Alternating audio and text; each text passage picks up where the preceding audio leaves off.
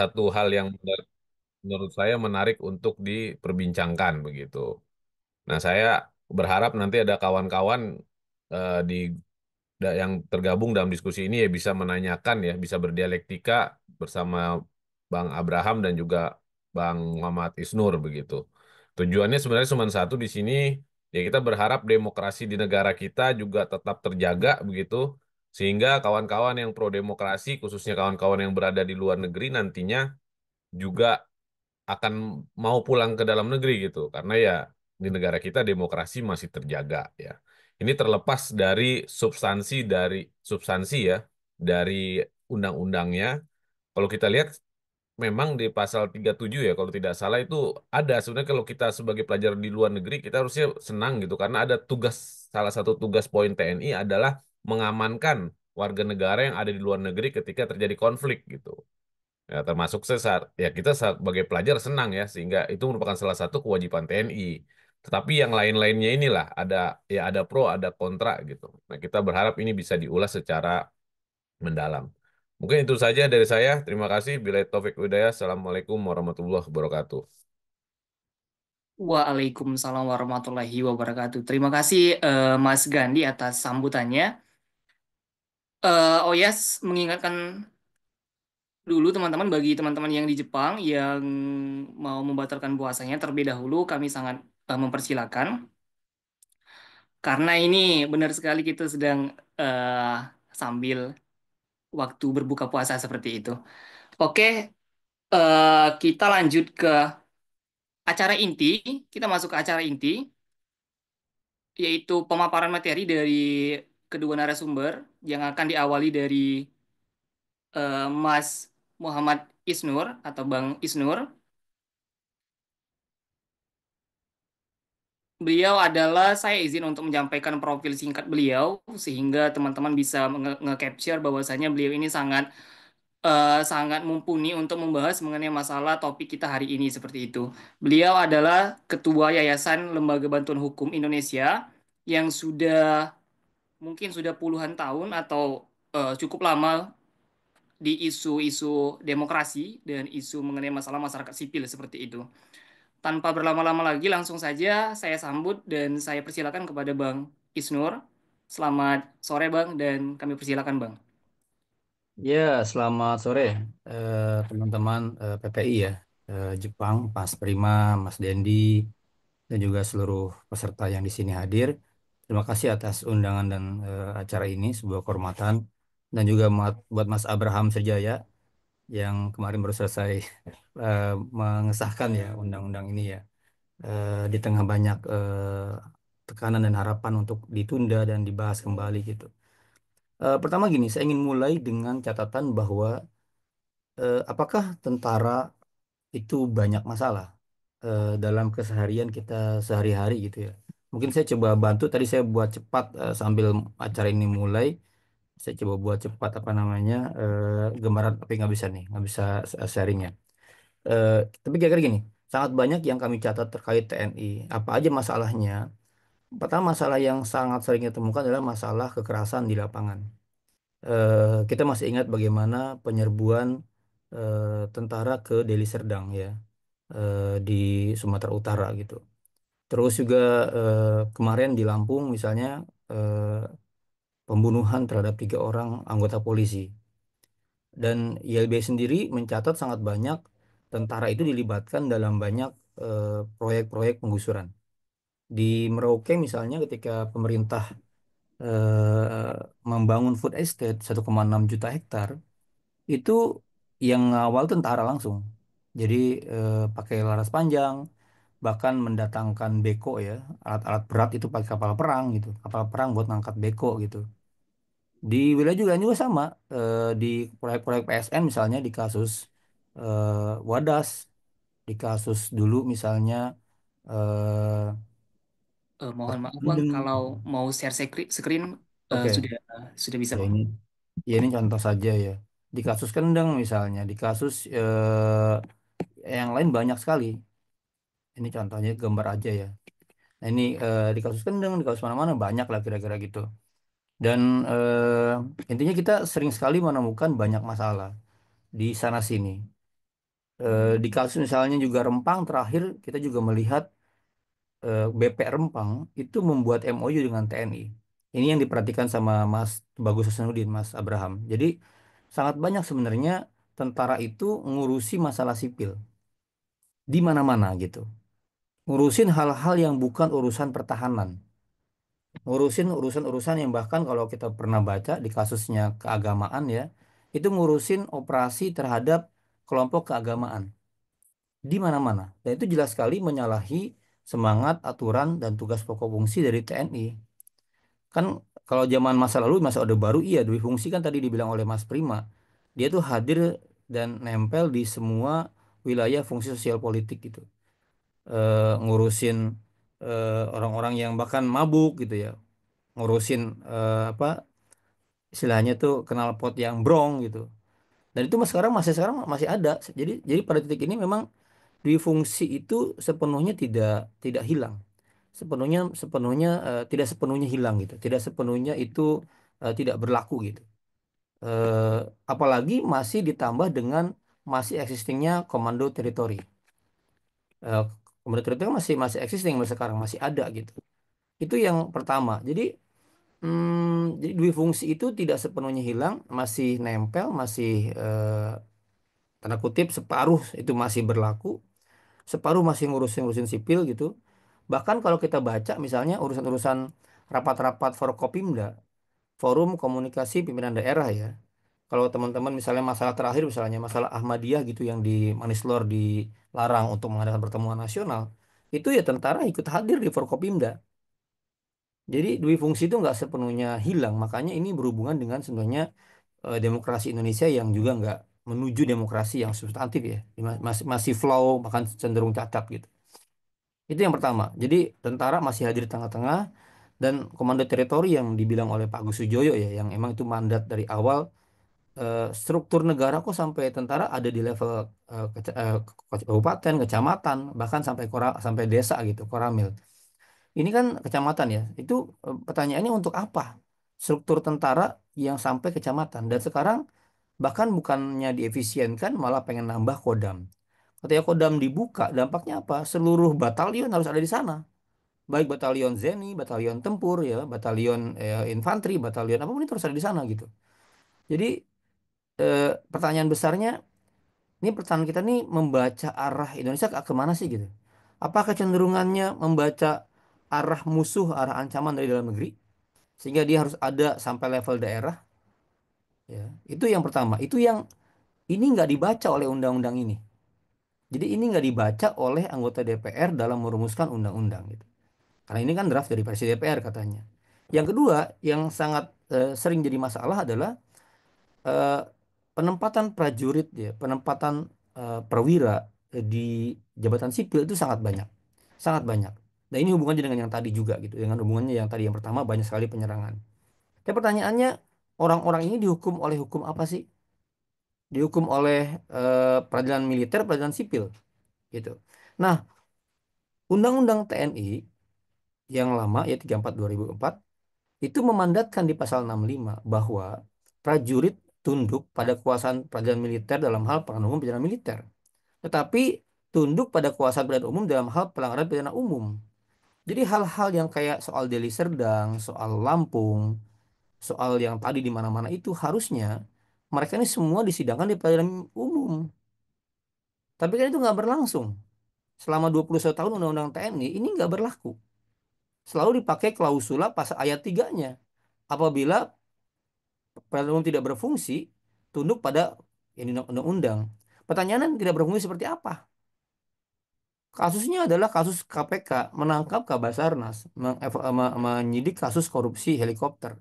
Yang terjadi apa? Yang terjadi KPK menetapkan tersangka kepada Kabasarnas, kemudian TNI datang ke KPK dan meminta agar KPK menghentikan prosesnya dan itu diproses oleh tentara. Jadi pasal 65 ini pasal yang nggak berlaku sebenarnya secara praktik gitu. Dan eh, pertanyaan berikutnya, orang-orang yang ditempatkan di jabatan sipil yang nambah lagi sekarang jadi 16 gitu, itu gimana kalau mereka melakukan kesalahan? Di Undang-Undang 3197 itu kan jelas sekali bahwa lingkup dari yang dikenakan oleh peradilan militer adalah wilayahnya wilayah prajurit. Pertanyaannya, para pejabat-pejabat ini ketika ditempatkan di jabatan sipil itu masih prajurit kah atau tidak? Terus bagaimana hubungan relasi mereka? Ini akan terjadi yang disebut dengan double loyalty. Dia atasannya adalah misalnya menteri, atasannya adalah dirjen, atasannya adalah pejabat sipil, tapi ikatan dirinya, ikatan keprajuritannya masih di tentara kan dia dihukum hukum tentara. Terjadi double loyalitas, terjadi kira-kira dua instruksi yang bisa jadi banyak konflik kepentingan. Masalah yang kedua ini juga nggak dibahas, nggak direvisi, nggak dibahas oleh oleh DPR. Ini gimana masalahnya? Kok nggak dibahas di undang-undang? Padahal sejatinya ini adalah dua mandat reformasi ya, yang harus diselesaikan dan nggak diselesaikan sekarang selama-selama ini gitu. Nggak dibaca sebagai masalah gitu. Yang ketiga, masalah bagaimana misalnya soal korupsi ya, soal hubungannya dengan kesejahteraan anggota. Ya, pasal yang dulu sangat dikenal di Undang-Undang TNI pasal 49 itu ngotot sekali Munir, ya bagian dari YLBI Kontras menghadirkan pasal 49 pasal kesejahteraan. Tuntutan profesionalisme TNI, tuntutan bahwa tentara harus fokus pada tugas fungsi dan pokoknya siap berperang, siap lain-lain harus dijawab dengan kesejahteraan. Karena diceritakan oleh Panglima, banyak anggota TNI masih jualan bakso apa-apa. Itu ya artinya apa? PR selama ini bahwa negara tidak tidak memenuhi kewajibannya menjamin kesejahteraan anggota nggak terjawab. Terjadi ketimpangan yang luar biasa antara prajurit dengan perwira, dengan jenderal-jenderal gitu. Saudara saya tentara, hampir tentara banyak banget. Dari mulai prajurit ya, tamtama atau bintara atau bahkan di jenderal pun ada gitu. Saya melihat kontras yang luar biasa antara saudara saya yang jenderal, yang kolonel gitu dengan saudara-saudara yang prajurit. Kerjaannya jagain rumah komandan, nyitirin apa namanya nganter-nganter istri dari komandan gitu. Dan susah sekali gajinya, luar biasa menderita gitu. Sedih sekali dan itu nggak diperhatiin oleh negara gitu. Bagaimana pendidikan anak mereka, beasiswanya? Bagaimana jaminan sosial mereka di kampungnya? Bagaimana rumahnya tunjangannya? Nggak ada. Nah, bagaimana undang-undang ini menyikapi kondisi ini? Nggak dibahas, nggak diatur, nggak jadi kepentingan pembahasan antara pemerintah dan DPR kemarin. Gitu. Itu pertanyaan besar. Yang keempat, problem besarnya. Misalnya gini contoh,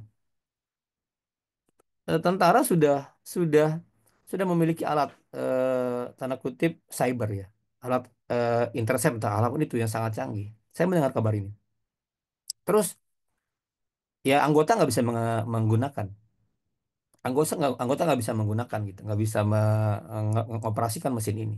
Direkrutlah kira-kira sipil untuk menangani mesin ini.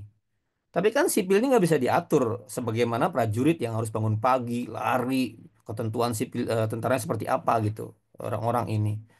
Nah, ini menjembatani karakter kebutuhan perang ya yang sekarang gangguan cyber dari negara lain dan lain-lain itu banyak itu tuh sedangkan di sistemnya bagaimana menyiapi itu.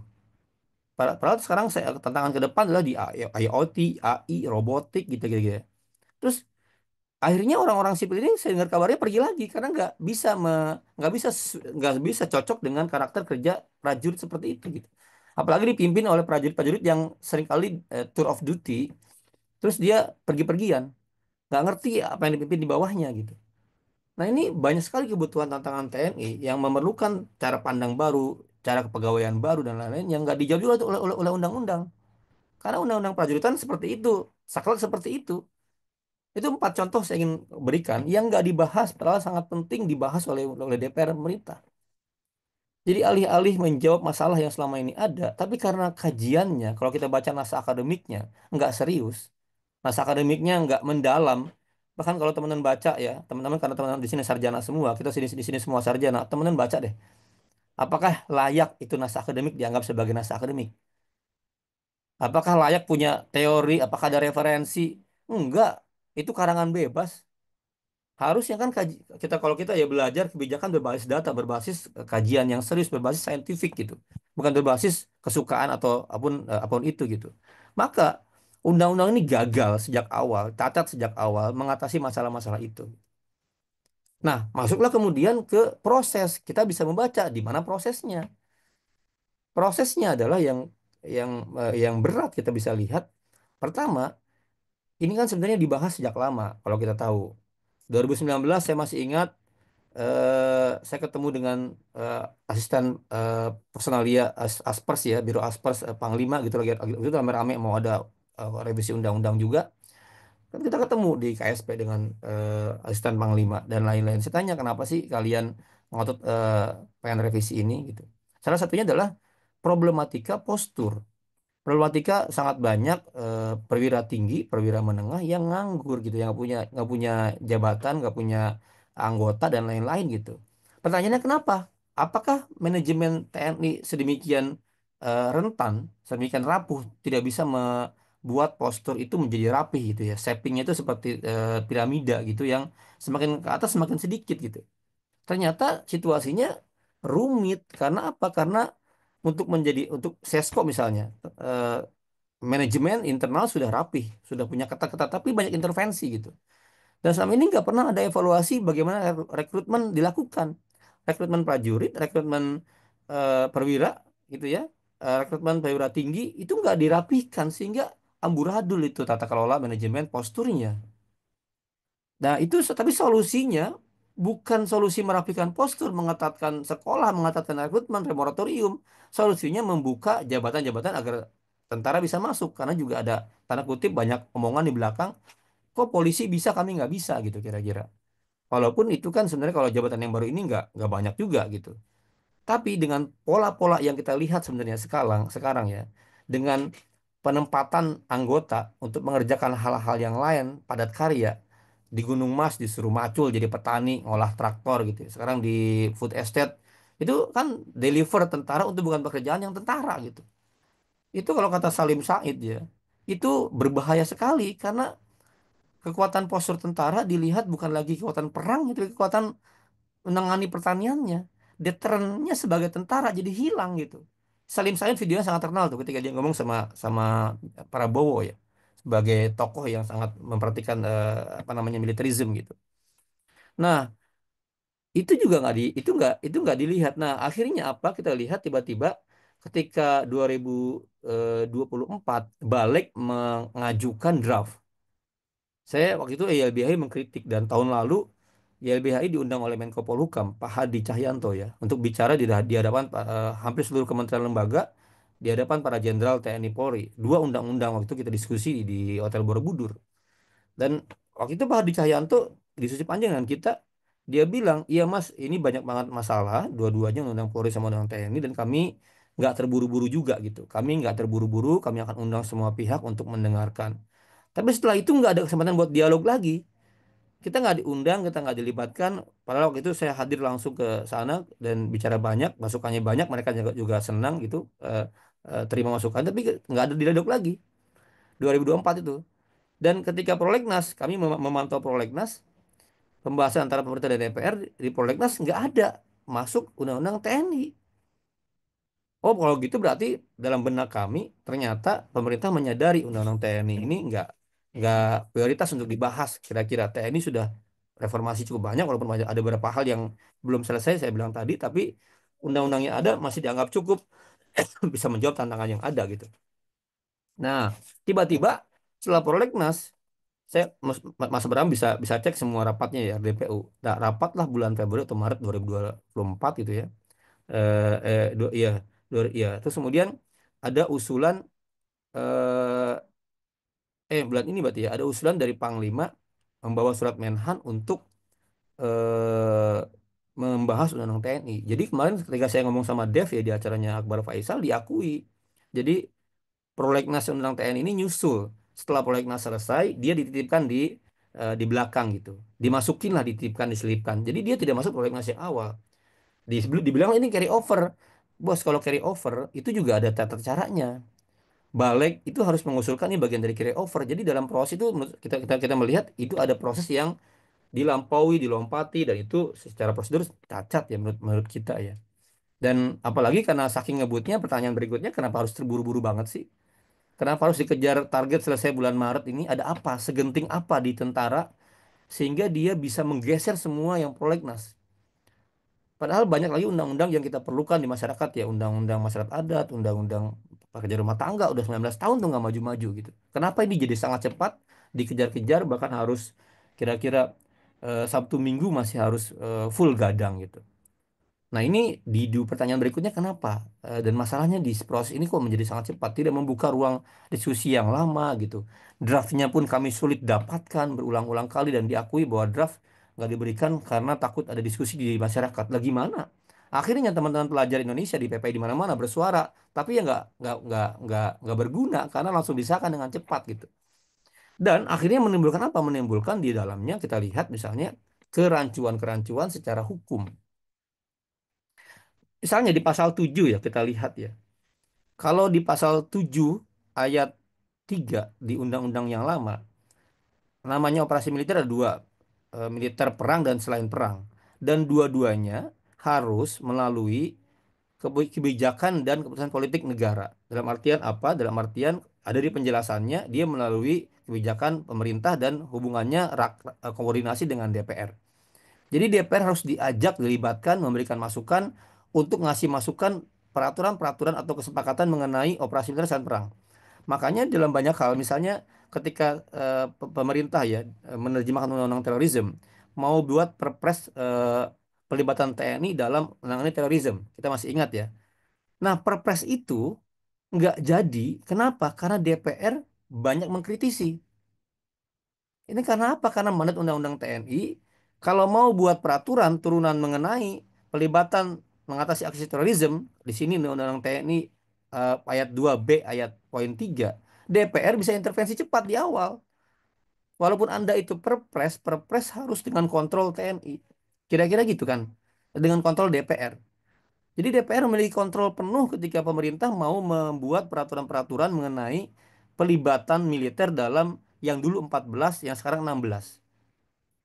Nah, sekarang di Undang-Undang TNI yang baru, DPR menyerahkan ya, memotong kapasitas dirinya untuk mengontrol dalam peraturan itu dengan ayat 7 angka ayat 4.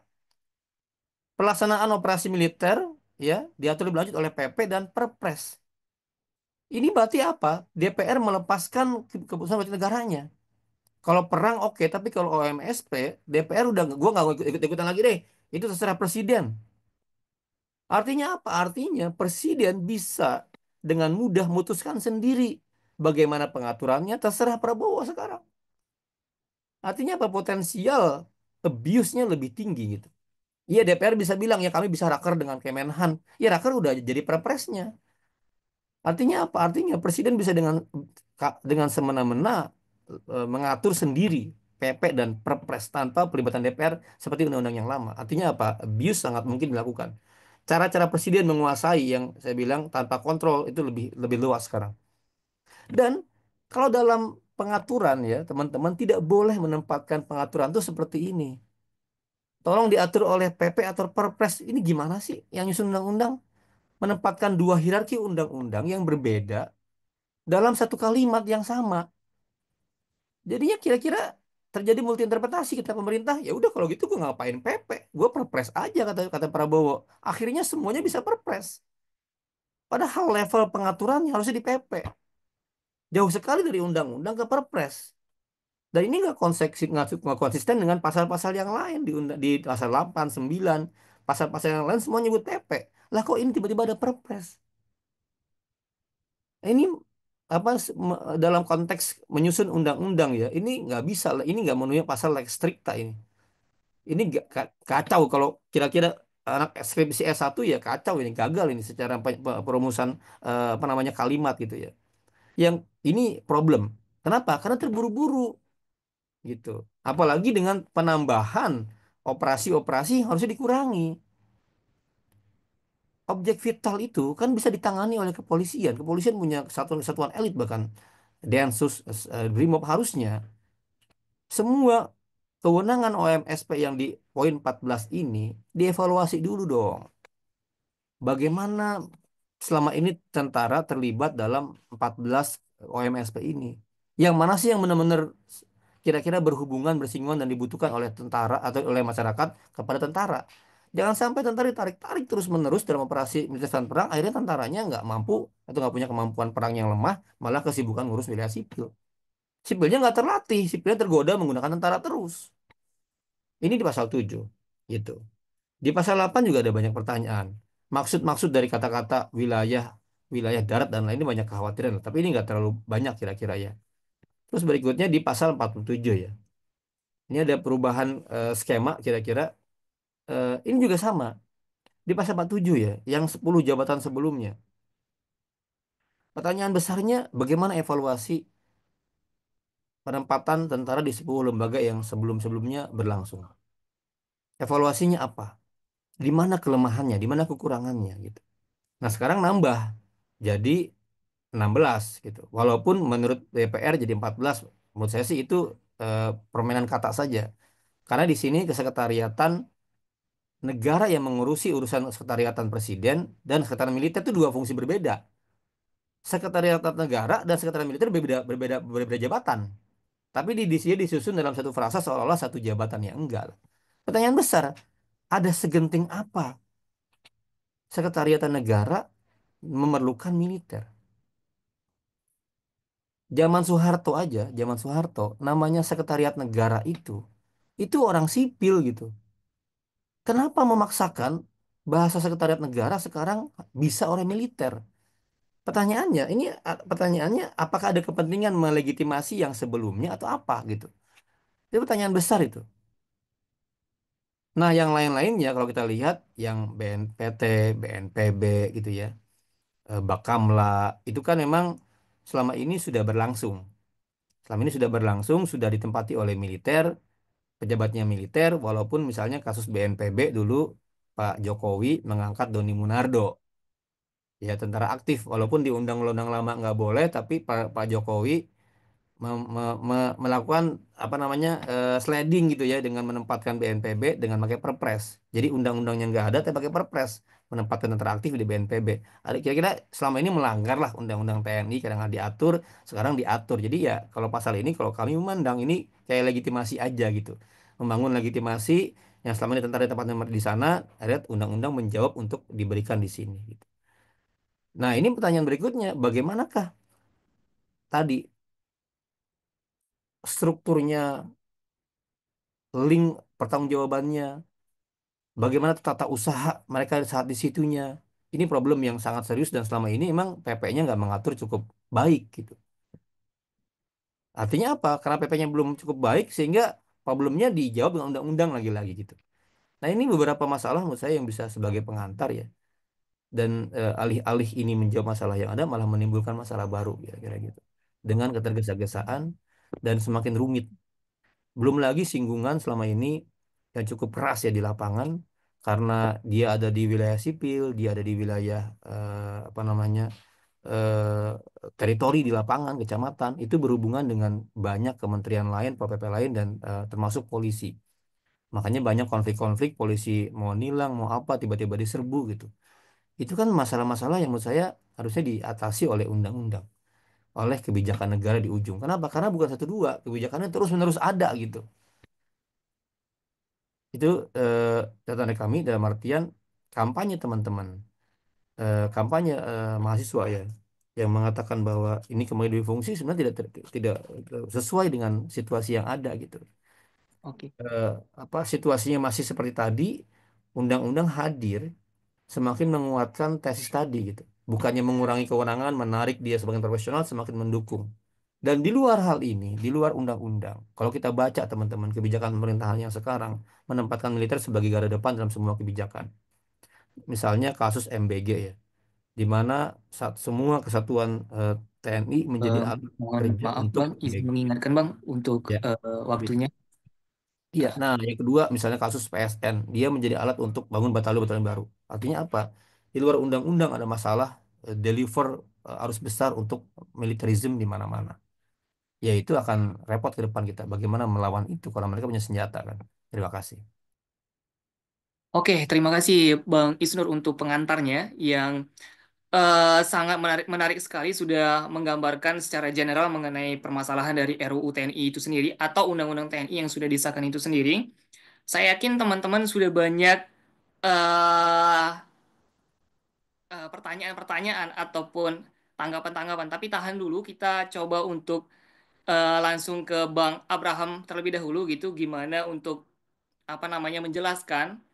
Tadi ada beberapa poin urgensinya apa sih Bang? Maksudnya kenapa kok tergesa-gesa banget gitu di waktu libur dan lain sebagainya yang disampaikan oleh Bang Isnur tadi. Kita pengen tahu juga gitu Bang.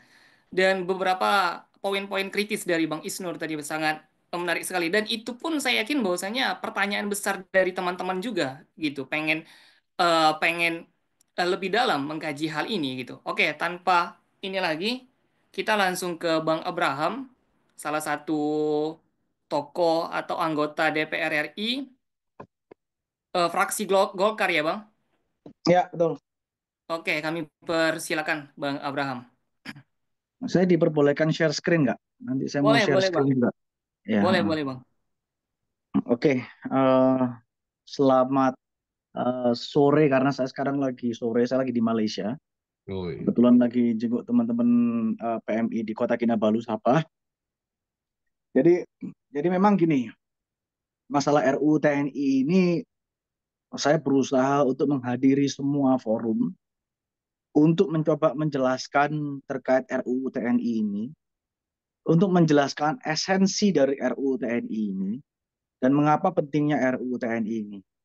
Kenapa? Saya RUU TNI ini, sebetulnya saya ini nggak masuk ke panja RUU TNI. Jadi kalau misalnya teman-teman lihat, panja RUU TNI itu nama saya nggak ada, yang itu list lama. Saya itu masuk ke panja RUU TNI benar-benar last minute. Setelah list keluar, saya akhirnya dimasukkan ke dalam. Tidak ada yang nyuruh, ini pure dari saya karena saya melihat sudah yang beredar dan perkembangan di masyarakat ini terlalu liar dan komunikasi DPR ke masyarakat ini jujur saya melihat memang agak kurang. Jadi saya melihat memang ada yang beranggapan seperti ini, yang ini beranggapan seperti ini. Jadi ini persepsi yang berbeda-beda dan setiap ada kesempatan di Kompas, di Metro TV saya selalu hadir untuk mencoba untuk menjelaskan sampai disahkannya RUU TNI kemarin di paripurna. Jadi aku mau share screen dulu ya, pakai notes dulu nih. Bisa nggak nih? Bisa udah dibuka kan aksesnya. Udah dibuka tadi Bang. Bentar, bentar. Kemarin sama teman-teman PPI Malaysia Bang ya. Saya lihat Iya, sama teman-teman PPI apa Malaysia. Malaysia pelantikan. Udah belum? Belum muncul sih Bang. Bentar, ini kenapa ini ya? Oh, Bentar. Aduh, nggak bisa ya? oh nggak bisa. Sudah di Tidak bisa. Bentar. Apa udah mau kesini kirim belum? di kolom chat nanti kita bantu ini Bang. Enggak, ini saya mau nulis. Aku mau nulis Oh, ini. Bentar. Microsoft Google Drive. Ini share whiteboard ini bisa nggak? Ini whiteboard ini ya? iya iya Oh, iya bisa sudah, bisa ini. sudah, udah ini Bang. Udah ya? And sticky notes. Udah Oke, muncul sih Bang. udah ya. Gua tes dulu ya. Ini keluar ya? Keluar. Keluar Bang. Keluar, Oke, keluar Bang. oke. Aku mau jelasin dulu ke teman-teman. Ini ada, aku jelasin dulu yang pertama dari Mas Isnur, eh, masalah kekerasan di lapangan, pembunuhan 3 orang. Memang kalau itu manusia ya, itu semua pejabat, semua instansi, semua elemen masyarakat pasti pernah mengalami hal yang sama. Pasti pernah melakukan kesalahan di militer, di kepolisian, di DPR, di pemerintah, maupun di civil society. Semuanya pernah melakukan kesalahan, itu namanya kita manusia. Tapi saya akan menjelaskan dulu terkait dui fungsi. Supaya ini nggak terjadi, kita menyamakan persepsi dulu terkait dui fungsi TNI. Jadi dui fungsi TNI ini, dui fungsi, namanya dui fungsi, ya. Ini kan ada dua nih. Satu terkait dengan pertahanan, tahanan. dan keamanan. Kedua, terkait dengan sosial politik. Nah, hal yang aku lihat di masyarakat, yang selalu ditangkap oleh masyarakat, apa yang dimaksud dengan dui fungsi, itu selalu berpikiran, oh ya, militer pokoknya kalau tidak mengerjakan selain pertahanan dan keamanan, itu berarti dui fungsi. Militer kalau menduduki jabatan sipil, selain di undang-undang atau yang bergeser yang tidak sesuai dengan fungsinya, berarti itu dui fungsi. Nah, itu persepsi yang salah.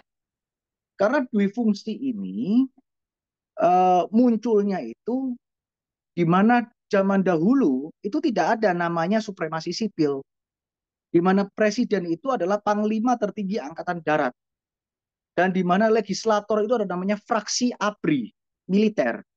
Nah, sosial politik yang dimaksud di sini itu adalah hak untuk berpolitik, hak untuk berpolitik, hak untuk meraih kekuasaan. Ini aku bacain, hak dalam berpolitik, hak untuk meraih kekuasaan, untuk merebut kekuasaan, melakukan penyaluran hak politik yang diwujudkan melalui pemilihan umum ataupun dalam organisasi politik maupun mengikuti langsung kegiatan kampanye. Itu namanya sosial politik.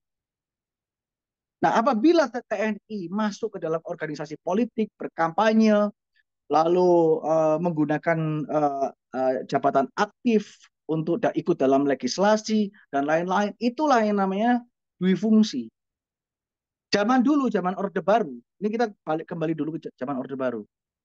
TNI dimasukkan ke dalam jabatan-jabatan strategis negara, jabatan-jabatan sipil negara, itu namanya bukan dui fungsi, itu namanya penugas karyaan. Namanya penugas karyaan, dikaryakan. Nah, itu kita harus samakan dulu persepsi dui fungsi. Itu kenapa kok saya katakan dui fungsi ini tidak mungkin bisa lahir.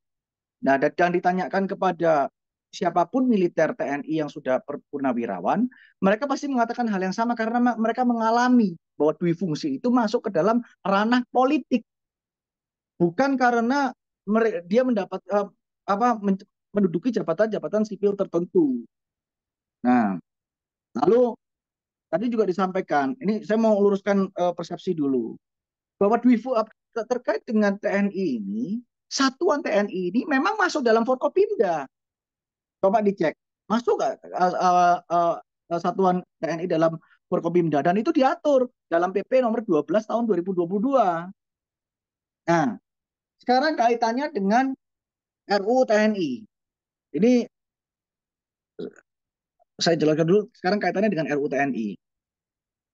Nanti saya barusan masuk yang ke lain, ke peradilan militer dan lain-lain. Tapi ini saya jelaskan dulu masuk ke RUU TNI. RUU TNI, RUU TNI, kita di sini sepakat dalam pembahasan ini hanya membahas 3 pasal. Kita hanya membahas 3 pasal, yaitu pasal 7 mengenai operasi militer selain perang. Lalu kita membahas pasal 47 mengenai jabatan sipil.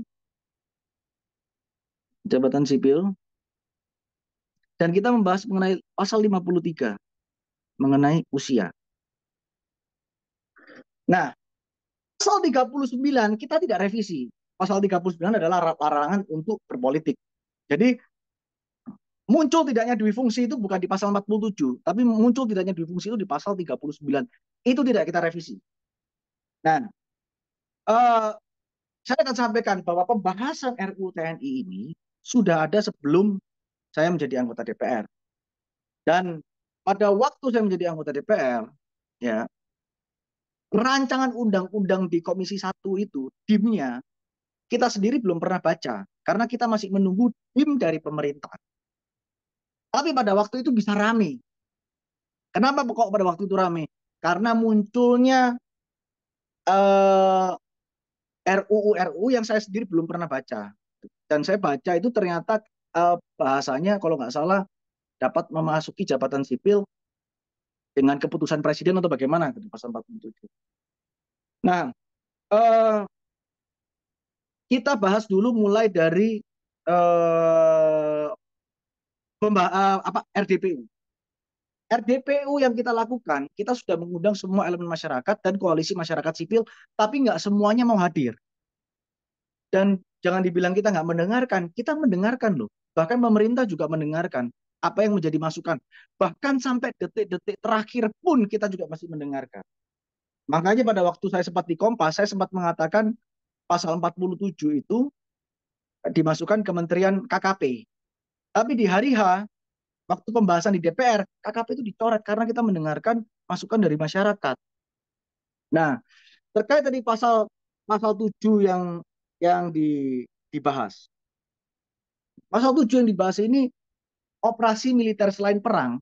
Tadinya, tadinya dalam pasal 7 ini disebutkan dalam Undang-Undang 34 2004 itu perbantuannya salah satu narkotika. Narkotika. Tadinya nih. Lalu ditambahkan mengenai siber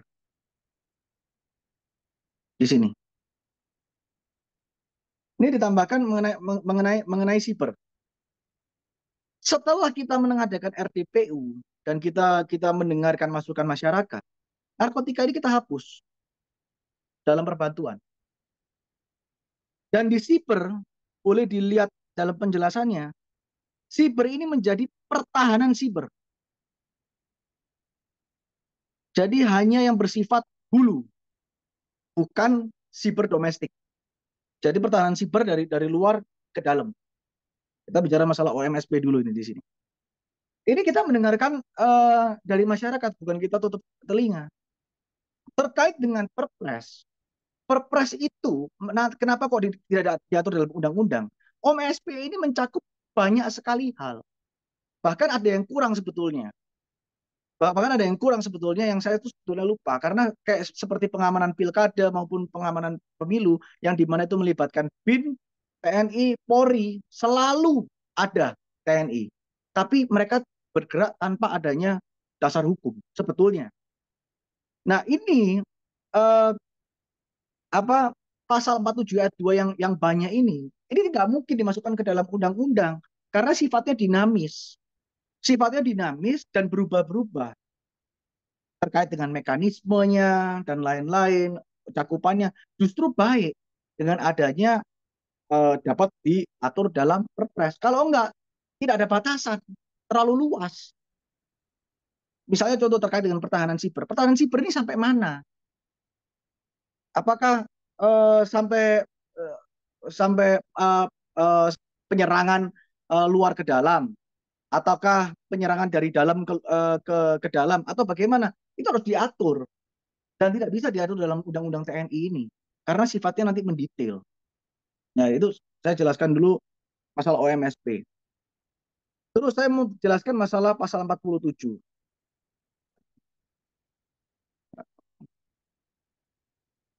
Benar. Pasal 47 tadi disebutkan bahwa ini sebetulnya bukan 14, ini 16. Nah, ini harus saya sampaikan. Ini Undang-Undang 34 2004. Ini RUU. Ya. Dalam pasal 34 2004 ayat 1, perwira aktif hanya dapat. Di sini ada kata-kata hanya dapat menduduki jabatan sipil apabila pensiun dini. Pensiun dini. Ini jabatan sipil. Pasal 2-nya, perwira aktif dapat menduduki jabatan sipil tertentu ada 10. Yang di RUU pasal 1-nya ditukar ini ke sini. Kenapa kok ini ditukar ke sini? Karena ini ada ketidaksesuaian pasal antara ayat 1 dan ayat 2. Ini bertabrakan. Di sini ditulis hanya dapat, di sini tulisannya dapat. Nah, ini bertabrakan. Nah, di pasal 1 ini mengatur terkait dengan 14. Kenapa kok bukan 16? Ini bukan masalah permainan kata-kata. Karena sekretariat negara itu membawahi empat sekretariat. Sebetulnya ada 4 sekretariat. Yang pertama, sekretariat presiden. Yang kedua, sekretariat wakil presiden.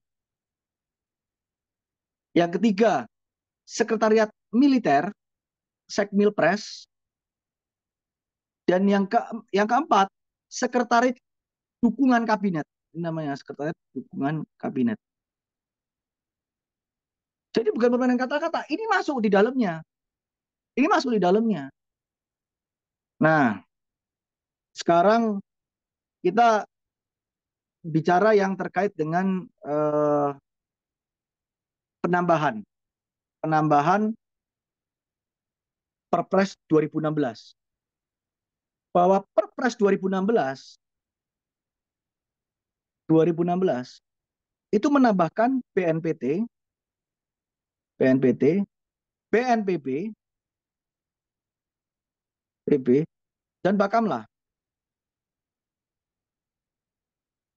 Perpres ini salah. Perpres ini melanggar undang-undang di atasnya.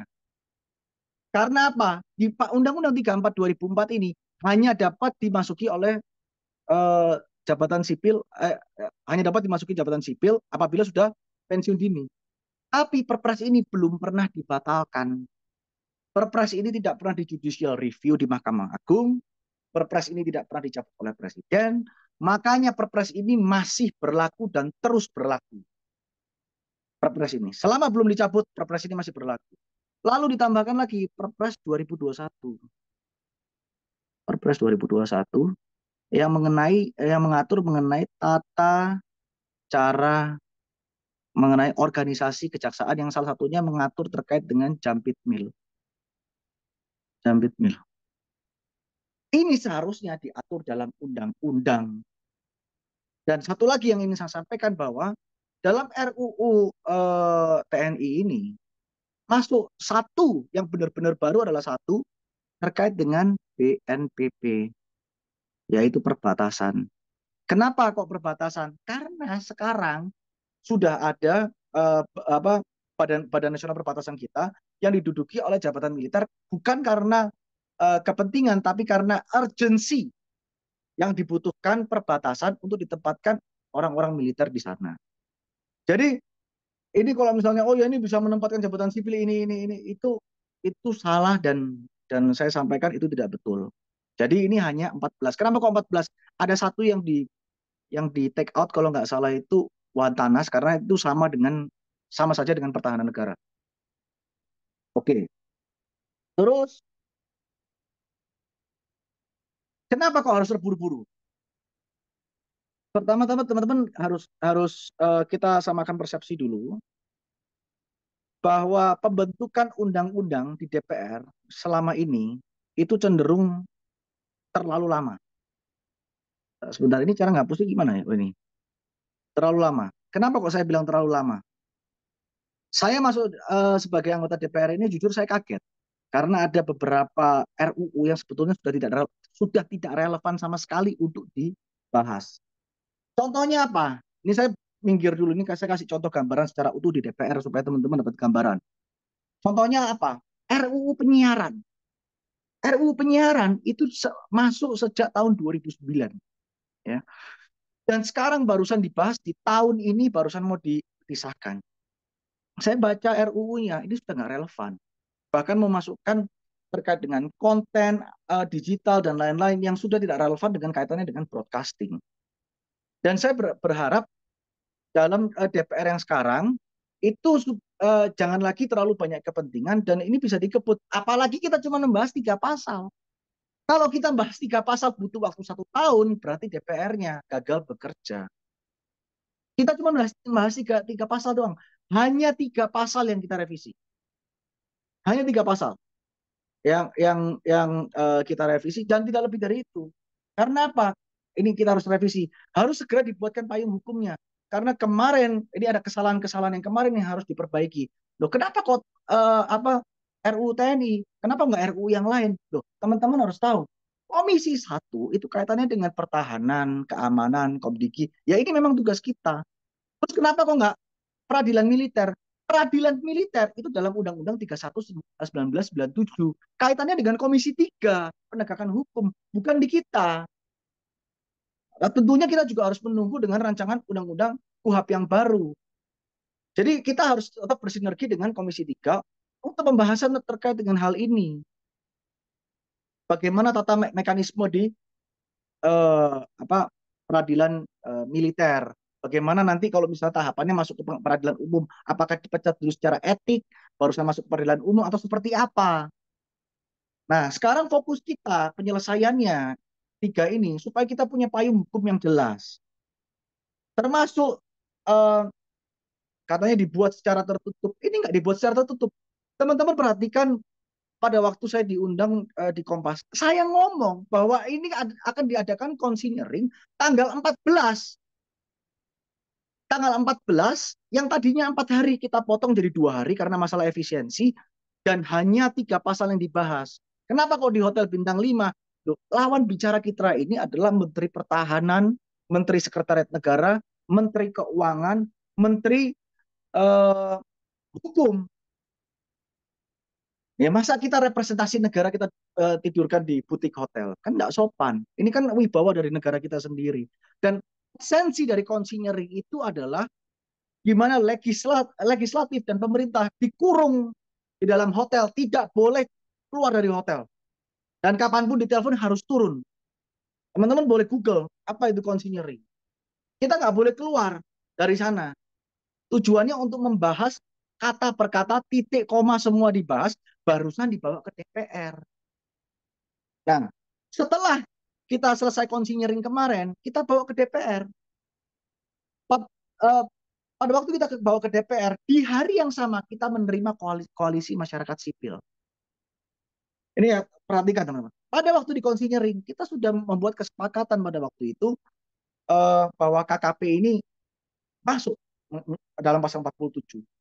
Setelah mendengarkan koalisi masyarakat sipil, kita mendengarkan pendapat berbagai pihak, akhirnya diputuskan KKP di take out. Siper di Taman Pertahanan Siper. Jadi bukan kita nggak mendengarkan, kita mendengarkan proses itu. Dan justru saya minta dimasukkan ke panja ini untuk bisa mengawasi supaya bisa memastikan bahwa dui fungsi itu memang betul-betul tidak ada dan agar pasal ini bukan menjadi pasal karet. Contohnya, pasal 47 mengenai Kejaksaan Republik Indonesia. Pasal tersebut saya minta untuk ditambahkan dalam penjelasan itu harus terkait dengan tindak pidana bidang militer. Itu wajib ada. Dan itu dimasukkan dalam penjelasan. Nah, lalu saya akan sampaikan terkait dengan kenapa kok banyaknya TNI yang diperbantukan di daerah-daerah. Loh, teman-teman harus ingat, itu adalah salah satu tugas dari TNI itu sendiri, yaitu adalah operasi militer selain perang, yang salah satunya adalah membantu pemerintah daerah di saat tidak perang. Oh, itu kan bukan sesuai dengan tupoksinya dia. Loh, selama ini, pada waktu kita kena COVID-19, apa militer nggak boleh bantu kita? Apa militer nggak boleh bantu kita? Kemarin kalau nggak ada militer, mati kita. Kolateralnya lebih banyak. Pada waktu pilkada, kalau nggak ada penjagaan militer, apa nggak rusuh di daerah-daerah tertentu? Loh, ini kita harus melihat point of view yang lebih rendah, yang lebih besar dari itu. Bukan dia menghilangkan profesionalitasnya, tidak. Dia tidak boleh menghilangkan profesionalitasnya sebagai militer. Itu harga mati profesionalitasnya dia. Namun di saat rakyat membutuhkan, seperti salah satu contohnya yang ditambahkan dalam OMSP adalah perlindungan warga negara Indonesia di luar negeri. Tadi saya barusan ketemu ILO dari Kota Kinabalu dan Kucing. Mereka yang memantau pergerakan warga negara Indonesia di sana. Apakah itu menghilangkan profesionalitas dia sebagai TNI? Ya tentunya tidak, tentunya tidak. Tapi ini yang menjadi eh, salah satu tugas mereka untuk membantu teman-teman kita yang di perbatasan, membantu teman-teman kita warga negara Indonesia yang di luar negeri. Kita jangan melihat Indonesia ini hanya Jakarta dan Pulau Jawa. Teman-teman harus lihat Indonesia ini di daerah-daerah terpencil, yang di mana mereka itu untuk mendapatkan sumber daya itu susahnya setengah mati. Terus apa TNI kita harus ngomong, oh ya saya ini profesional perang, saya nggak mau bantu. Itu kan, itu logika yang sangat menurut saya yang sangat tidak betul. Nggak boleh. Kayak misalnya saya kasih contoh ya. Saya kemarin ke Kodam Udayana. Di daerah yang Udayana itu meliputi NTT dan lain-lain, itu ada daerah-daerah yang mereka betul-betul terpencil. Yang di mana mereka itu pemerintah daerah tidak bisa menjangkau di sana. Karena satu, anggarannya mungkin nggak ada. Tenaganya mungkin nggak ada. Terus apa militer kita yang ada di sana dibiarkan melihat rakyat kita menderita? Padahal dia punya kesempatan untuk bisa membantu mereka. Dan itu dibolehkan diatur dalam undang-undang kita. Ini kan eh, menurut saya ini sangat keji gitu loh. Kita nggak bisa melihat, oh ya banyak militer yang melakukan kesalahan tindak pidana. Loh, saya setuju kalau ada tindak pidana seperti penembakan oknum tersebut harus dijadikan tersangka. Makanya saya tulis di Instagram saya, harus dibuka secara transparan, harus dibuat secara terbuka, dilaporkan kepada masyarakat. Saya sepakat. Tapi kita tidak bisa melihat militer, oh ya karena militer ini banyak membuat salah, nggak boleh. Loh, kita lihat apa apa masyarakat kita, pemerintah kita nggak banyak salah juga. Semua juga banyak salah. Mohon maaf Bang Abraham. Ya, intinya Untuk seperti itu yang ingin saya sampaikan. Saya berharap teman-teman jangan beranggapan negatif terhadap RUU TNI ini. Saya tanpa disuruh, saya yang minta masuk ke panja TNI ini, dan saya akan membela mati-matian terkait RUU TNI ini agar bisa terlaksana dengan baik. Terima kasih. Oke, terima kasih Bang Abraham atas pemaparannya yang mencoba untuk menjawab beberapa pertanyaan dari Bang Isnur dan juga mungkin menjelaskan lebih detail mengenai mengapa eh, terlihat buru-buru dan lain sebagainya tadi. Langsung saja teman-teman kita masuk ke sesi kedua yaitu sesi diskusi. Sesi yang mungkin ada banyak yang mau bertanya dan lain sebagainya atau mengkritik ataupun mengusulkan beberapa hal poin-poin mengenai masalah Undang-Undang TNI yang mana sekali lagi saya ingatkan bahwasanya undang-undang ini sudah disahkan seperti itu. Sudah disahkan. Ya kami persilakan kepada teman-teman yang ingin bertanya atau menambahkan.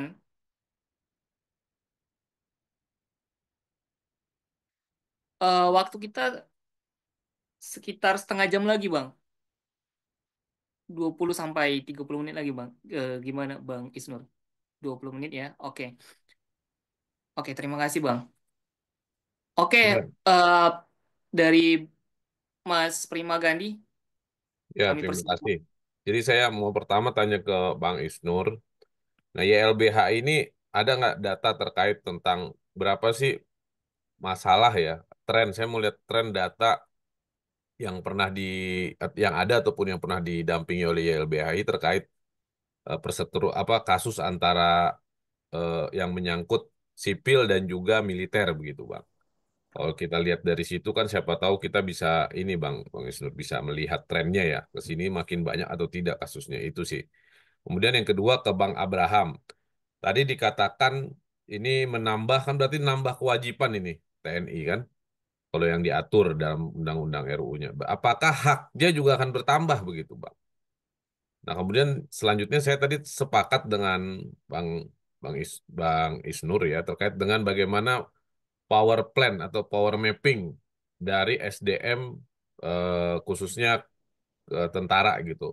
Karena kalau kita lihat jujur aja kebetulan saya dosen juga ya. Jadi dosen itu kita baru sadar manpowernya di kita tuh juga nggak pernah diperhatikan perencanaannya dengan baik. Jadi ada saat di mana dosen-dosen yang udah senior pada pensiun, tiba-tiba penggantinya nggak ada begitu. Dan saya rasa kayaknya ini terjadi di tentara tapi berkebalikannya. Karena kalau kita lihat data dari ada jurnal dari apa Lemhanas bukan Lemhanas apa Unhan itu ketimpangannya terjadi dari tingkat apa Bintara sampai ke atas tuh ada terjadi ketimpangan tadi yang disebut banyak yang nggak ada kerja nggak dapat job gitu.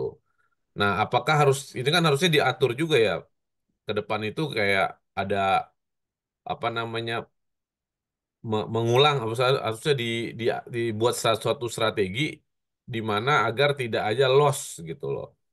Loss apa namanya loss SDM lah. Ya, manpowernya itu ada. Jadi setiap tahun nggak usah sama jumlah tentara yang diterima segitu-segitu terus, sedangkan di atasnya kan bakal numpuk kan logikanya kan begitu ya. Nah itu disesuaikan berapa yang pensiun, kemudian berapa yang perwira yang diterima. Nah harusnya kan ada seperti itu diatur juga oleh undang-undang. Ya itu aja pertanyaan dari saya. Terima kasih. Oke, terima kasih Mas Primagandi. Kayaknya alangkah baiknya kita langsung masuk ke sesi biar lebih interaktif seperti itu, langsung dijawab aja seperti itu ya, teman-teman.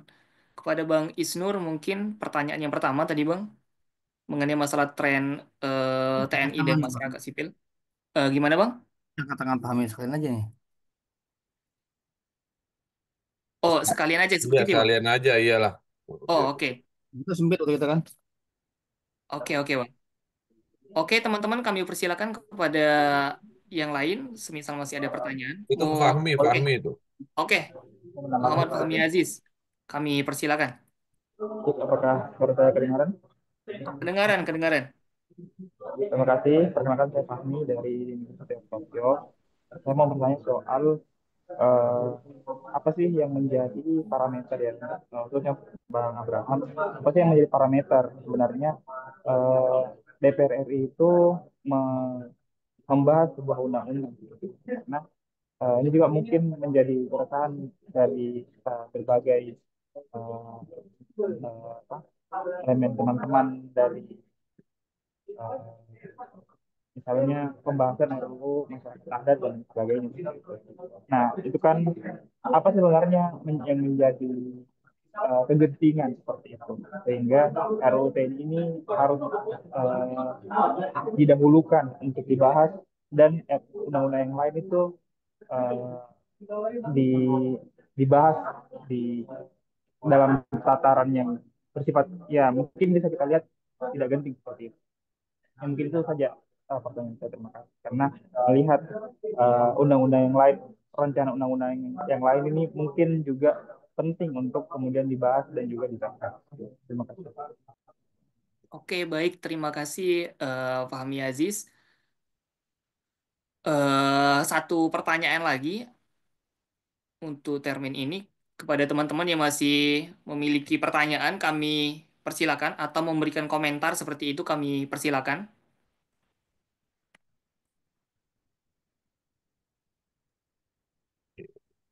Kalau nggak ada lanjut aja dulu dijawab mungkin. Oke, kalau belum ada kita lanjut ke Bang Isnur terlebih dahulu untuk menjawab tadi pertanyaan pertama dari Mas Primagani mengenai masalah tren dari apa namanya konflik-konflik mengenai masalah masyarakat sipil dan militer gitu tadi. Ya, Kami persilakan Bang Isnur. terima kasih Prima. Pertama, kami setiap tahun bikin laporan dan bahkan bikin laporan spesifik ya terkait penggusuran, terkait proyek-proyek strategis nasional. Trennya meningkat. Nanti saya bisa kasih semua data-datanya, termasuk laporan terakhir riset kami di Papua gitu. Dan bukan hanya laporannya LBHI, banyak Gecko Project, apa namanya PBHI, sangat banyak laporannya. Dan apalagi sekarang di masa pemerintahan Prabowo ini makin mengerikan karena hampir semuanya pakai militer gitu. Bahkan mengangkut beko aja pakai kapal perang kira-kira gitu. Itu trennya benar-benar drastis sekarang. Dan perkiraan kita tahun ini akan terjadi kira-kira ya perampasan lahan dan pakai alat militer secara besar-besaran. Itu yang pertama.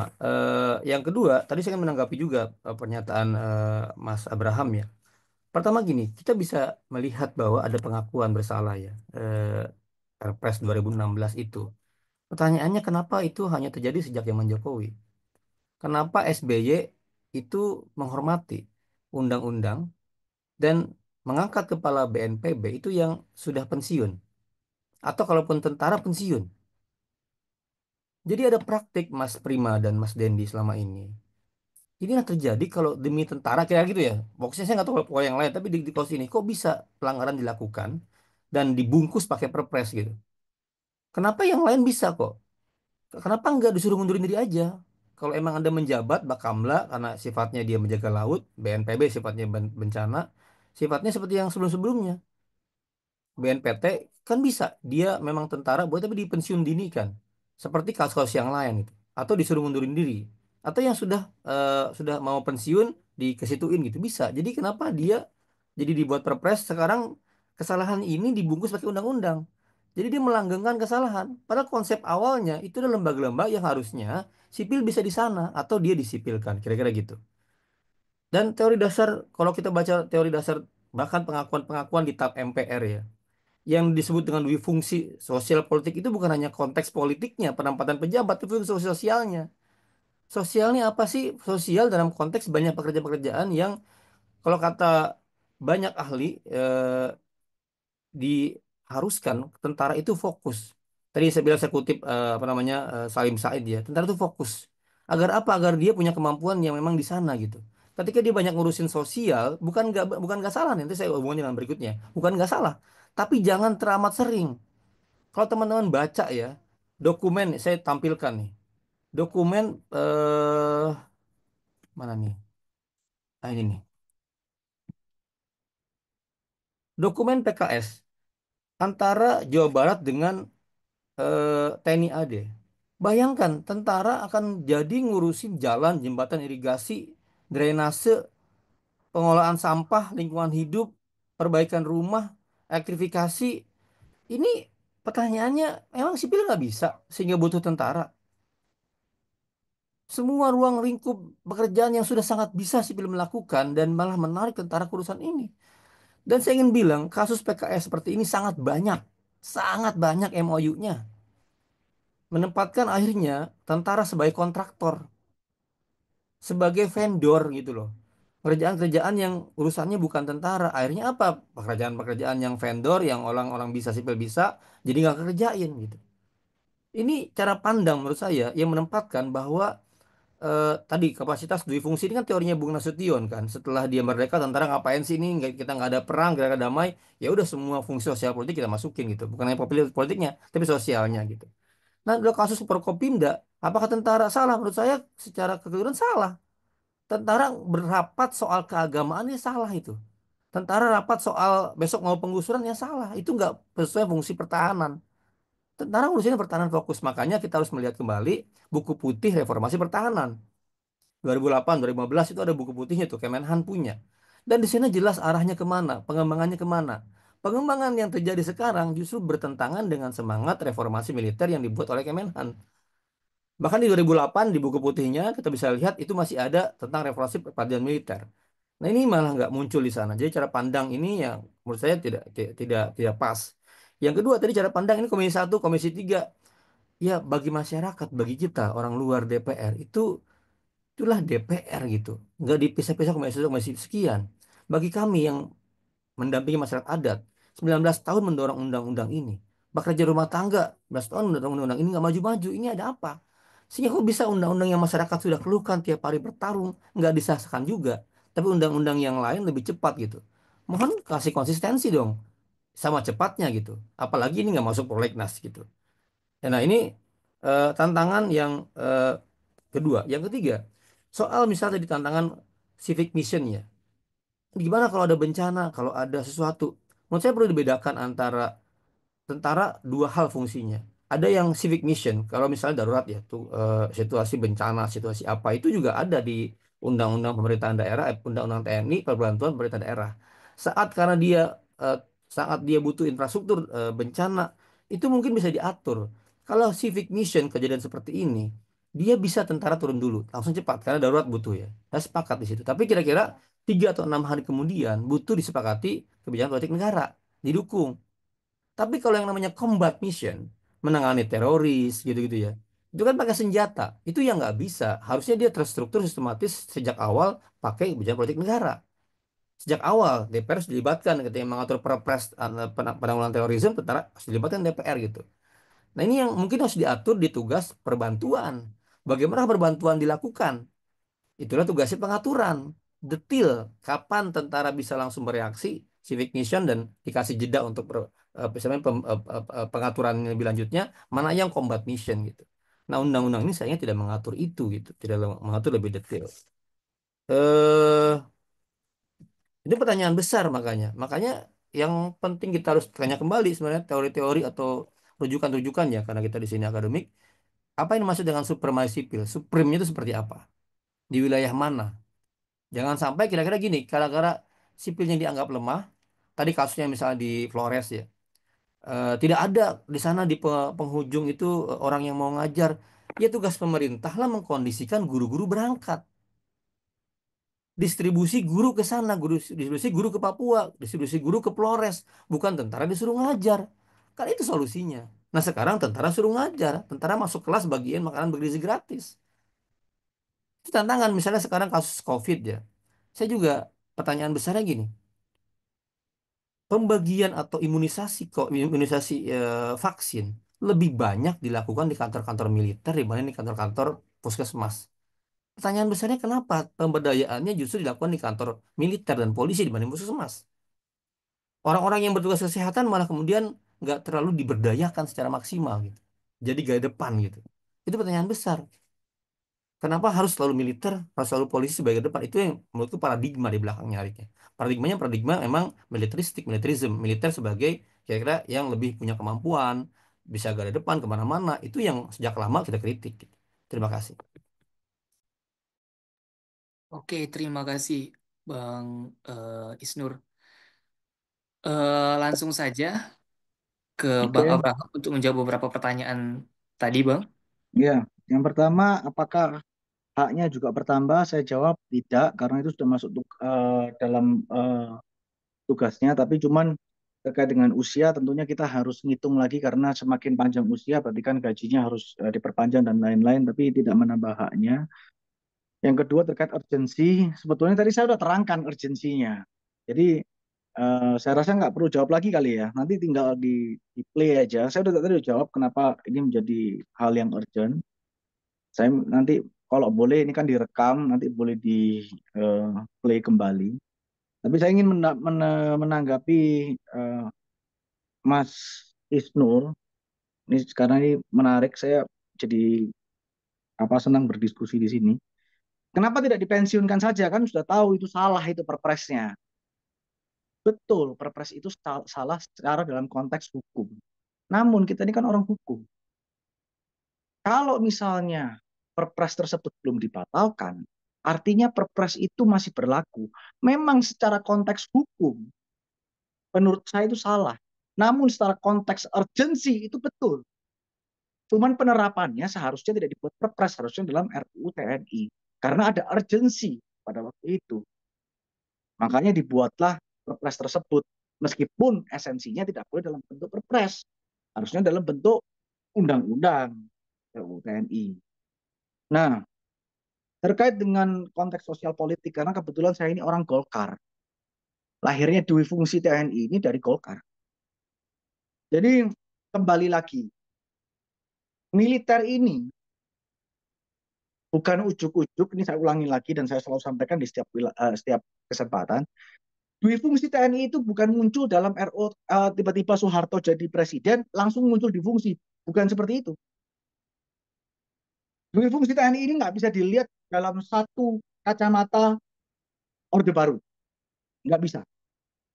Dui fungsi ini punya sejarah, mulai dari revolusi kemerdekaan. Revolusi kemerdekaan ini militer berperan sangat besar, diberikan ruang untuk menentukan arah negara. Masuknya ke apa demokrasi parlementer, militer masuk lagi lebih dalam di dalam. Munculnya dekret presiden. Dekret presiden itu tulisannya adalah presiden sebagai panglima tertinggi angkatan darat pada waktu itu. Dekret presiden. Lalu muncul namanya demokrasi terpimpin. Dari demokrasi terpimpin masuk lagi G30 SPKI. G30 SPKI diselesaikan pada waktu itu. oleh Golkar dan muncullah Orde Baru. Di mana pada waktu itu ada penolakan militer di dalam parlemen ini. Bukan nggak ada penolakan, ada penolakan. Akhirnya diambillah jalan tengah. Diambillah jalan tengah. Jalan tengahnya apa? Jalan tengahnya itu adalah Wifungsi ABRI. Itu jalan tengahnya. Dengan memasukkan fraksi ABRI ke dalam parlemen. Disebut namanya dulu ABG. ABG itu adalah ABRI Birokrat Golkar. Itulah Dwi-fungsi TNI. Bukan hanya sosialnya doang, nggak bisa. Ini satu kesatuan sosial politik. Dan itu diaturnya, dicegahnya dalam pasal 39. Hak berpolitik, itulah Dwi-fungsi TNI. Itulah Dwi-fungsi ABRI. Jadi bukan karena sosialnya doang. Karena apa? Fungsi sosial yang tadi disebutkan dan lain-lain itu diatur dalam undang-undang. Kita boleh berbilang, oh ya itu nggak sesuai dengan tugas pokoknya. Nggak, apapun itu. Undang-Undang 34 tahun 2004 itu mengatur terkait itu. Dan kita ini sepakat untuk menjadi negara hukum. Kalau kita sepakat menjadi negara hukum, itu sudah menjadi undang-undang dan itu undang-undang semangat reformasi. Terlepas pada waktu itu masih ada faksi ABRI atau tidak, itu urusan nomor 2, itu sudah menjadi undang-undang. Boleh atau tidak? Boleh. Diatur dalam pasal 7 ayat 2. Jadi kita tidak bisa kalau misalnya mau mengomentari terkait hal itu, kalian harus mengomentari terkait dengan pembuat undang-undang tahun 2004. Karena itu sudah masuk di situ. Nah, itu yang ingin saya sampaikan kepada OMSP. Saya tidak bisa mengomentari terkait dengan MOU vendor yang tadi disebutkan dengan pemerintah Jawa Barat karena saya tidak baca. Tapi pada dasarnya TNI nggak boleh jadi vendor. Yang boleh adalah jadi pengamanan, membantu pemerintah daerah, boleh. Tapi kalau jadi vendor, nggak boleh. Apa urusannya TNI jadi vendor? Nah, terus saya ingin selalu sampaikan ya, kita ini harus selalu menjunjung tinggi hukum positif. Mas Isnur kan juga orang hukum, maksudnya kita kalau tidak bisa menjunjung tinggi hukum positif, negara kita ini akan kehilangan arah. Apapun yang sudah menjadi undang-undang harus kita taati. Kalau misalnya ada kesalahan, kita gugat, begitu batal, selesai. Kita belok kanan. Tapi nggak selama itu masih menjadi undang-undang, selama perpres itu belum dibatalkan, itu menjadi kebenaran, itu menjadi aturan yang harus ditaati dan itu diperbolehkan. Kita tidak boleh bilang, oh ya itu salah, makanya kita nggak boleh taati, nggak bisa begitu. Di Singapura ya di Singapura ini saya kasih contoh di Singapura. Di Singapura, bagaimana dulu Lee Kuan Yew mengatur suatu populasi supaya di suatu daerah ini tidak rasis dan bisa bekerja keras, ya bisa bekerja sama.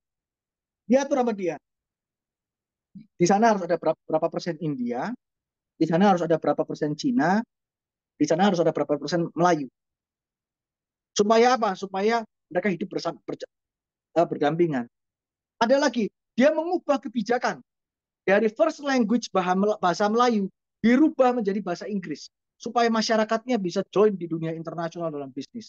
Karena Singapura tidak punya ideologi. Singapura pragmatis.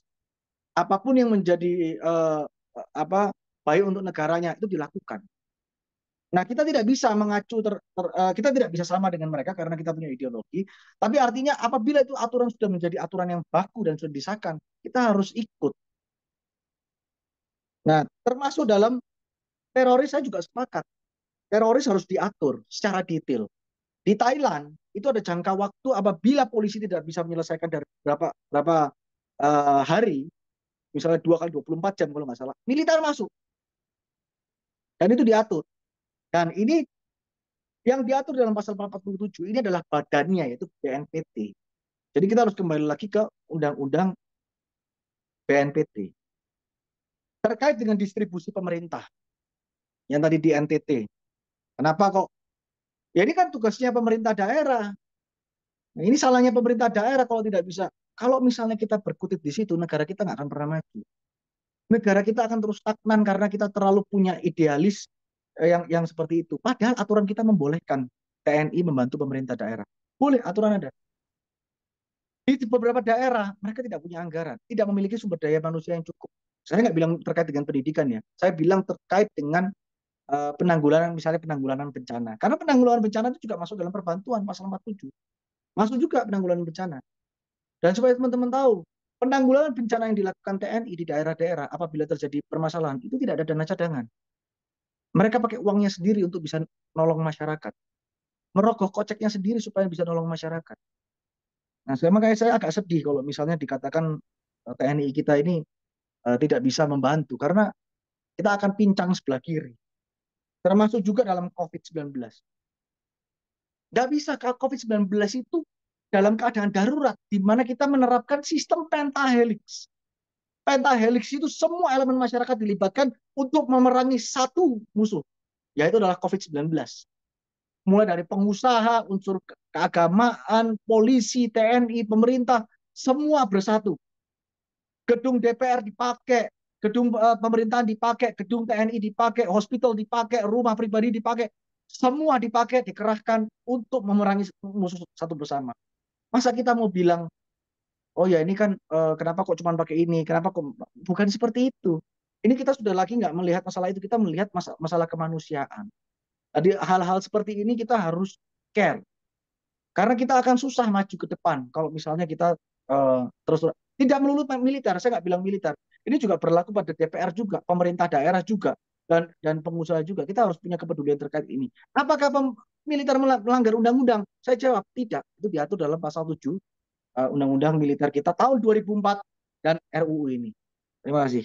Ya, Mas Abraham, itu pertanyaannya kenapa urgensi gitu? Karena kita lihat juga di kepolisian kan banyak juga nih yang belum diatur, tapi kenapa TNI duluan? Apa gara-gara ada Menseskap itu? Siapa Mayor Teddy itu Ya, Maya. kenaikan pangkat? Nah, apakah gara-gara Nah, itu? Maksudnya gitu. ini oke, saya jawab ya. Penempatan Mayor Teddy itu tidak perlu dengan RUU TNI ini. Ini saya jawab. Kita bicara aturan ya. Saya udah punya ada dua aturan di sini. Presiden dilantik tanggal 20 Oktober 2024. Tanggal 21 dilantik. Tanggal 21 muncul Perpres. Sekretariat Kabinet dibubarkan sebagai kementerian. Dimasukkan ke dalam Sekretariat Negara. Lalu muncul Perpres juga, Perpres 148. Sekretariat Militer Presiden. Di bawahnya ada namanya Sekretariat Militer Presiden yang dalam pasal 6 dijabarkan apa itu apa badan-badan di bawah Sekretariat Militer Presiden. Ada 4 biro hukum dan 1 sekretaris kabinet. Jadi diaturnya Mayor Teddy ini tidak ada kaitan dengan RUU TNI, tapi untuk memberikan payung hukum kepada aturan-aturan yang tadi disebutkan, urgensi yang tadi disebutkan itu, yang dalam Perpres itu, yang seharusnya tidak boleh dimasukkan dalam Perpres, tapi dimasukkan dalam undang-undang. Loh, kenapa kok itu menjadi urgent? Kenapa nggak dibahas undang-undang peradilan militer? Kenapa nggak dibahas undang-undang perampasan aset? Loh, itu tugasnya Komisi 1. Komisi 1 terkait dengan pertahanan, masa kita disuruh bikin terkait dengan penegakan hukum? Nggak cocok, nggak sinkron. Dan kenapa kok harus diselesaikan undang RUU KUHP dulu di dalam Komisi 3? Karena undang-undang KUHP kita yang baru sudah jadi, tapi hukum acaranya nggak ada. Makanya ini menjadi urgent. RUU KUHP itu untuk diselesaikan. Kalau enggak, KUHP baru muncul, KUHP-nya masih pakai tahun 80. Ini nggak nyambung gitu loh. Tapi ya tentunya ya ini bagus ada terkait dengan masukan tersebut boleh disampaikan ke dalam DPR. Kita nggak bisa bicara, oh ya ini kan DPR satu kesatuan. DPR ini ada berapa fraksi? Di sini ada berapa fraksi di satu komisi saja kita berdebat. Satu komisi ini kita berdebat tuh. Jangan bilang komisi satu tidak melindungi kepentingan ini. Komisi satu ini sangat kritis. Saya benar-benar kritis. Mulai dari RUU pembahasan yang dibalik tersebut, pada waktu kita tahu di Komisi 1, kita serentak di Komisi 1 mengatakan kita menolak. Tidak boleh itu masuk ke seluruh kementerian dan lembaga. Satu suara. Tapi kita juga nggak tahu nih RUU dapat dari mana. Ini kan warisan dari 2024, tahun lalu. Jadi, apalagi pada waktu konsinyering itu kita melihat teman-teman Komisi 1 yang begitu kritis untuk membahas pasal per pasal, bagaimana pelaporannya, informasi kepada DPR bagaimana, ini bagaimana. Itu saya melihat memang benar-benar ya, saya sebetulnya kasihan juga teman-teman Komisi 1 yang sudah mendukung dan mereka itu aduh dibully habis-habisan gitu loh. Padahal mereka ini sebetulnya niatnya baik. Ya intinya seperti itu sih. Karena saya lihat langsung di dalam. Ya, tinggal Terima kasih Mas. titip RUU Polri berarti harus ini segera, Bang. Oh, RUU Polri itu saya belum baca juga itu apa o- RUU-nya. oke, terima kasih Bang Ya, Abraham, Mas Gandhi dan Bang ya. Isnur atas jawabannya. Semoga terjawab ya teman-teman dan semakin membuat kita kritis seperti itu. Sebenarnya kami pengen membuka kesempatan kedua gitu, namun karena keterbatasan waktu mungkin nanti kita adakan diskusi-diskusi lanjutan seperti itu ya, teman-teman. Sebelum kita akhiri, mungkin ada closing statement dari Bang Isnur dan Bang Abraham gitu, dimulai dari Bang Isnur terlebih dahulu seperti itu. Ya, pertama kita bisa melihat ya dokumen-dokumen tadi ini bilang ada dokumen positif dari negara di masa-masa reformasi bahwa negara ini pernah menganut ya dengan kuat dari fungsi dengan segala tadi baik sosial maupun politiknya. Nah, itu disadari oleh negara ini bahwa peran-peran itu tidak telah menyebabkan tidak berkembangnya di demokrasi. Dan sekarang demokrasi Indonesia ini seperti apa sih yang mau kita bayangkan, kita harapkan, kita baca gitu. Di mana sih suasana kebebasan kehidupan kebangsaan? Di mana sih penderitaan rakyat yang sehari-hari ini terancam digusur di mana-mana dan militer, polisi itu menjadi aktor yang menjadi apa namanya alat ya untuk menggusur mereka, merampas mereka di mana-mana. Bahkan kelompok-kelompok keagamaan didiskriminasi, disegel masjidnya, disegel gerejanya, bahkan oleh militer terlibat gitu dalam banyak hal. Dan tantangannya kemana kehidupan kebangsaan ini kehidupan mau maju gitu. Termasuk tadi pemerintahan daerah ya yang kapanpun gampang menggunakan militer. BUMN, apa kebutuhannya pakai militer gitu. Dan ini pertanyaan besar mau dibawa ke arah mana? Apa kita mau mendorong kembali militer menjadi apa ya, ditarik kembali ke ranah-ranah yang harusnya tidak ranah mereka?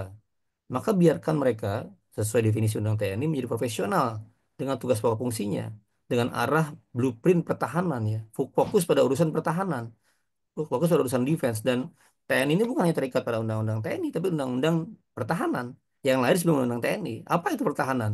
Wilayahnya mana? Maka jangan kemudian tarik ya militer kembali atau masuk ke ranah sipil. Biarkan mereka fokus, kuat dan menjaga pertahanan kita gitu.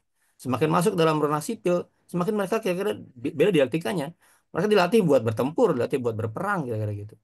Nah, ini pertanyaan besar, ini adalah persimpangan ya dan menurut saya eh, peristiwa-peristiwa kebijakan ya ataupun banyak keputusan yang memundurkan demokrasi kita, memundurkan kembali ke ranah seperti di masa lalu.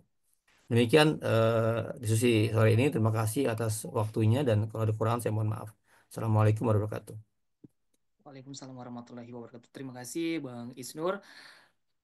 Selanjutnya dari Bang Abraham mungkin ada closing statement gitu Bang. Ya, saya hanya ingin menambahkan sedikit. Intinya eh, ini adalah periode saya yang pertama di Komisi 1. Saya ini orang hukum, bukan orang pertahanan dan keamanan. Saya ngambil S3 di Universitas Erlangga mengenai perampasan aset, aset recovery. Dan eh, melihat situasi kondisi yang sekarang ini, saya bersama teman-teman Komisi 1 yang saya percaya dan saya yakin mereka bisa mengawal eh, TNI ini untuk menjadi lebih profesional. Kita akan melihat dari kacamata yang lebih besar. Jadi saya berharap teman-teman semua bisa ikut mengawasi dan apabila yang ditakutkan teman-teman ternyata beneran terjadi, misalnya dia melanggar apa yang menjadi tupoksinya sesuai dengan undang-undang yang barusan kita bahas, laporkan ke kami. Laporkan ke kami, kita akan menjalankan tugas pengawasan kita. Kita akan melihat, kita akan gali bersama apakah betul yang disampaikan itu TNI menggusur, apakah betul TNI-nya yang menggusur, apakah TNI-nya yang melakukan pekerjaan di luar yang selain diatur dalam pasal 47 dan pasal 7 tersebut, laporkan ke kami. Kita akan panggil ke Komisi 1, kita akan cek bersama apakah betul apa yang terjadi seperti itu. Nah, kita nggak bisa memungkiri TNI, Polri, pemerintah, DPR, kita ini semua manusia. pasti berbuat salah. Tapi alangkah baiknya kita bisa sama-sama saling mengawasi dan ya itu komitmen saya. Kalau misalnya saya nggak bisa menjalankan komitmen saya, ya lebih baik saya kembali jadi pengusaha. Kira-kira begitu. Terima kasih. Yuk. Oke, terima kasih Bang Abraham. Kita sudah berada di penghujung acara, teman-teman, penghujung diskusi. Sebelum saya akhiri, saya sedikit menyimpulkan dengan dan sedikit memodifikasi dengan bahasa saya sendiri seperti itu. eh sebagai negara hukum, Indonesia membutuhkan hukum seperti itu.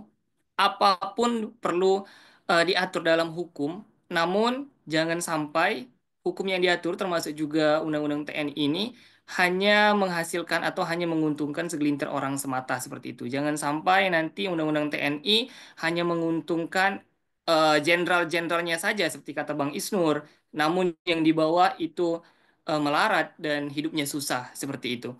Eh, itu saja mungkin kesimpulan dari saya sedikit saja karena waktu kita terbatas, teman-teman. Dan sebelum kita akhiri, mungkin kita foto bersama terlebih dahulu.